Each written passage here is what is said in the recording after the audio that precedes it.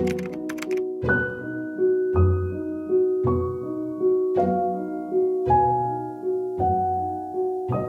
is February 8th, 2024, and I'm officially 27. Holy sh**.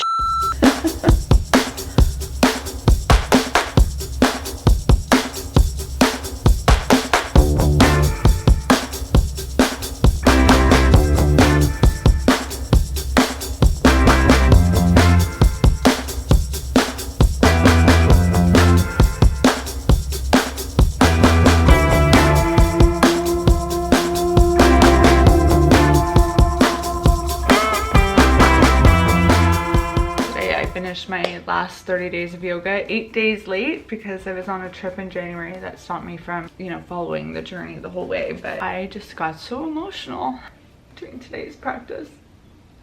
I feel like I always do every year on the final day. I feel like it was such a good move to make it so that I could finish it on my birthday. My journal is very personal, but I think this is very fitting for how I'm feeling right now. I'm excited to finish the 30 days of yoga on my birthday because it's historically a self-guided practice. It feels right to start 27 by moving my body in a way that allows me to exercise my instincts, finding trust in my gut, and practicing on a deeper level, listening to what my body needs at the present moment. For me, when I think about 27, I want to deepen that trust in my inner compass. I felt a bit disconnected from it lately, so this feels like the perfect time to get realigned. I look forward to the days ahead with more clarity and also committed to finding joy in the uncertainty. It was such a good practice to do on my birthday because when you're doing yoga without a guide, you're kind of just like, oh, what do I do now? And your brain kind of goes thinking. It's like another level of practicing discipline. But then you also have like Adrian right there with Benji on the screen that you can peek over and kind of help guide you when you need it. That was just so good. I know I'm crying, but like it's not necessarily like sad tears. It's like really proud tears and happy that I committed another year to that. If you feel like reconnecting with yourself, I highly recommend doing any one of our 30 days of yoga challenge. You can do it whenever and you can take as long as you need to get through the 30 days, even if it takes 38 days or 60 days, 90 days, whatever it is. But wow, that felt good.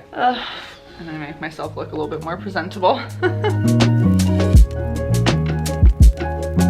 Do you want to know something really wild that happened yesterday? After all that discussion about inner compass work and, being guided by instincts, I opened up The Complete Artist Way, which is a book that I'm going through. You're supposed to tackle each chapter for 12 weeks, I think is the duration. And in it, one of the tasks was, look, each of us has an inner compass. This is an instinct that points us towards health. It warns us when we are on dangerous ground and it tells us when something is safe and good for us. This week, take an hour to follow your inner compass by doing an artist brain activity and listening to what insights bubble up. I just think that's wild because that's exactly what I was getting on about yesterday with the yoga. I just think it's an activity that really challenged me to listen to my inner compass, and it can sometimes be uncomfortable, but you kind of have to trust in the process of it. But when I opened this up and saw like that was one of the tasks for the week, I'm like, oh my goodness, how much am I in like flow and connection with this book right now for me to be doing something before I'm even told to do it or prompted to do it? That's wild. I'm really loving this deep dive. It's a big point for me as a 27-year-old to dive into my creative expression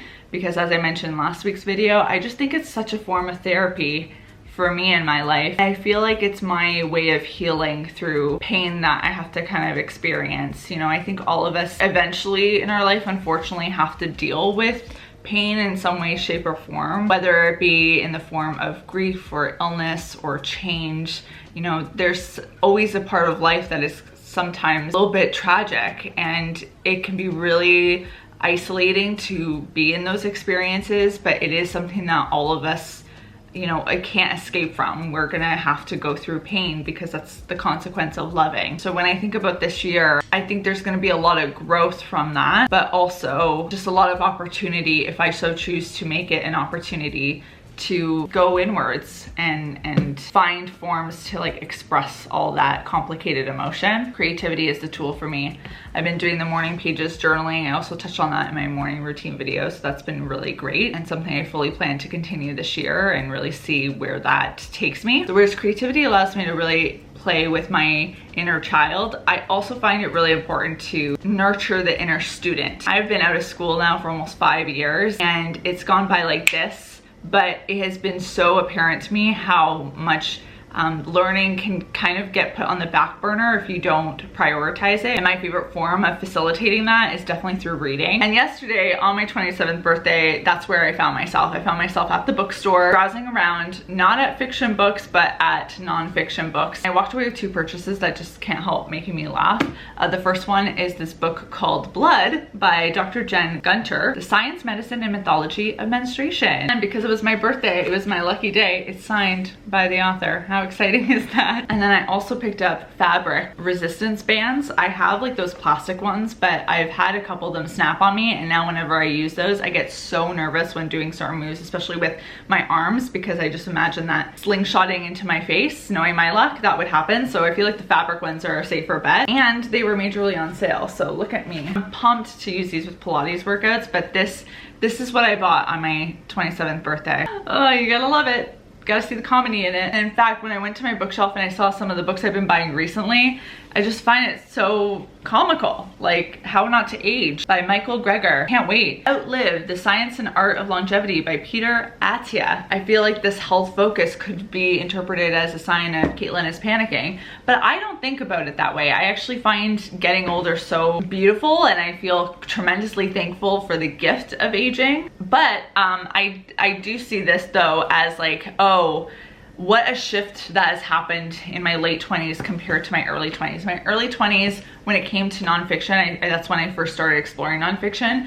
I really read a lot of like self-help motivational type books. And not to say that I don't occasionally read those now, but I find that there's been this hunger for more science and more health focus. Like, how do I optimize my body, my mind, and how do I, you know, make myself the healthiest version that I can be so that I can continue living life fully, which is so different than me when I was in my early 20s and just about to enter my mid 20s. Like, I think that girl would have been like, oh, snooze fest, which understandable. She was living large. She didn't have to worry about that stuff. But there's this shift that I feel like has happened as I get closer to 30, where you just start thinking like, oh, like I want to pay attention to how I'm treating my home, so that it can continue to be a happy place to live. So if you're wondering what I'm reading in 2024, this is just a taste. There's gonna be other ones too. I really am excited to just get into some of this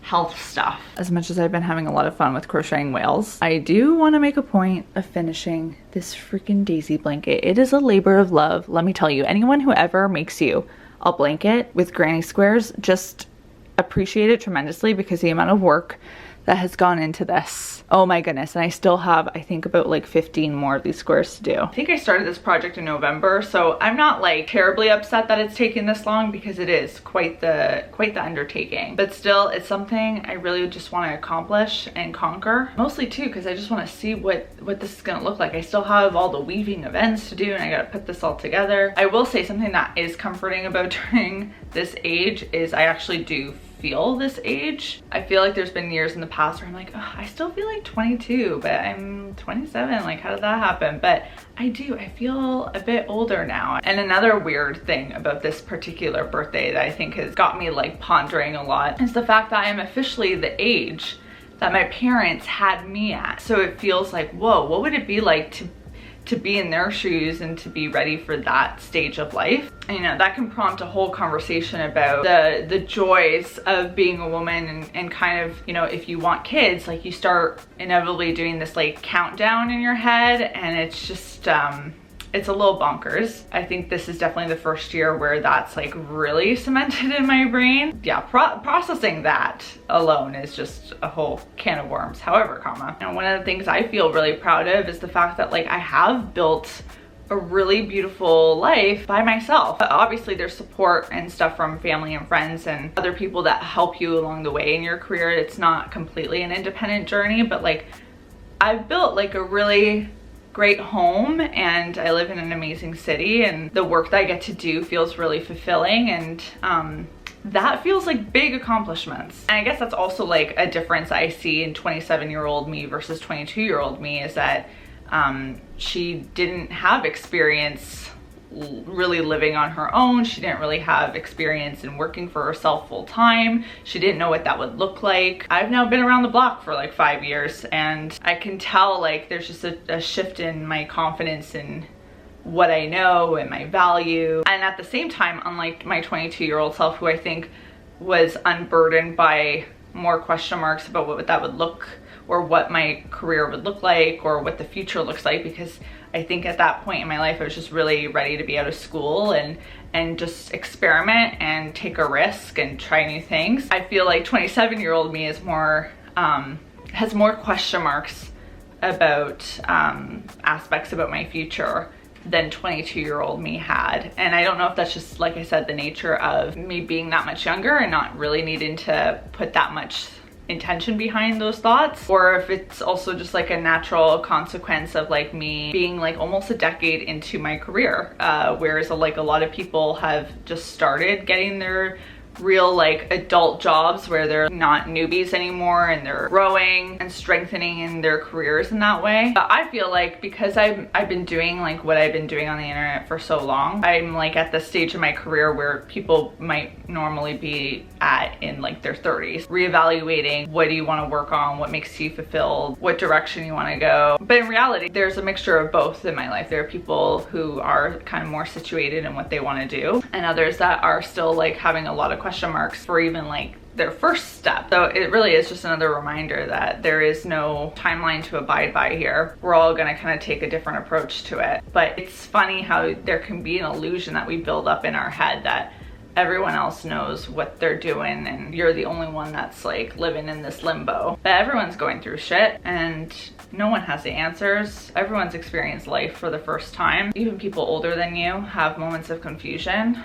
They are not experts in navigating life either. So we take comfort in that. We being me. This little granny square is really coming together. Not to get all like weirdly sentimental here either, but I've just spent this entire crochet square reflecting with you on life's questions. And that's beautiful to know that one of these squares, once this blanket's put together, I can know was done while having like that kind of deep level of thought. You know, it makes me wonder, looking at all those squares over there, like what was going through my brain when I was making all of them. I know, and I can recall a few times where like I turned to this crochet project when I just needed distraction from some not so fun feelings, which is kind of beautiful. You know, there's poetry there in turning pain, fear, and confusion into art, into something magical. Let's snip that.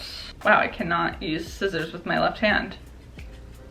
Oh, and just like that, another one's added to the pile. Cute. I've got my carry-on backpack here so I can pack for a visit home. Whoa, where'd the sun go? Just disappeared on us. I am heading home to do some celebrating with my family, and I think that's definitely one of the joys of my life is my family, and to have friends in my life that are so close that I consider them family. Like that's a special experience as well. I truly just feel like the people in your life, who you keep in your crew, that energy is so important. I love independence and I love doing things on my own and feeling accomplished in that way, but it is so much better to have people alongside you cheering you on and to celebrate with you as well. Look at me. I'm such a crocheter that I even have like leftover yarn in my backpack. I need to pack some outfits. I might have to take a suitcase. I used to be able to do the weekend trip home all the time with that backpack, and suddenly I started taking carry-ons and it's like my brain doesn't know how to do what I once did. I think one thing that has really helped make my relationships healthy is also realizing that it's not always about me. And that might be like duh, but I think sometimes when we are reading into how long people take to respond, the tone in which that they respond, a comment that's made, we can kind of put a lot of like weight into really, I don't want to say meaningless things, but things that other people aren't intending to have that much intention behind. For friendships, especially in your 20s and as you get older, it's like it's harder to get together with people because everyone has individual lives. And yes, there needs to be somewhat of an intention for both parties to get together, and like there can't be a complete abandonment of that. But if getting together means you have to plan something weeks or sometimes even a month or so in advance, that's just kind of how it is, and it doesn't mean that it's a reflection of how much that person values you or how much you value them. Just other things at play. And I think as you get older, that especially is true, unlike when you are in school and everyone's just in the same spot all the time and it's just really easy to engage. Throughout your whole life, relationships will be shifting constantly, and that's just like the nature of them. So I think going with the flow of that is important. It just requires a lot more scheduling these days than it used to. And you know, there's some part of you that can be sad about that because it's not as easy. But then like you do your get-togethers and things don't feel any different. And you're like, wow, like this is why you keep these relationships going, because it feels so good to connect when we do.